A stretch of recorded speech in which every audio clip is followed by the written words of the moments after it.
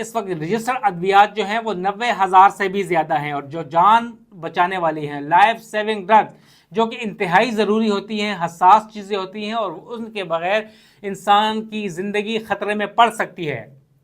ایک اعلامیہ جاری کیا جاتا ہے۔ 6 تاریخ کو منظوری دی جاتی ہے، 6 فروری کو اس ادویات کی قیمتوں کو ڈی ریگولیٹ کرنے کی، جو کہ مشرف دور سے، جنرل مشرف دور سے اس کی کوششیں کی جا رہی تھی، مگر حکومتیں کامیاب نہیں ہوئی تھیں۔ مگر نگران حکومت نے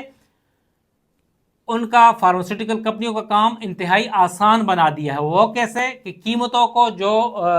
السمٹ، ایک تو رجسٹرڈ ڈرگس تھیں، انہیں بھی ڈی ریگولیٹ کر دیا ہے، لہٰذا اب حکومت یا ڈریب کے بجائے ان 90,000 جو ادویات کی قیمتیں جو ہوں گی وہ ڈی ریگولیٹ ہو گئی ہیں۔ اب فارماسیوٹیکل کمپنیاں، ادویہ ساز کمپنیاں خود اس کی قیمتیں طے کرے گی اور جتنی مرضی آئے وہ کر سکتی ہیں۔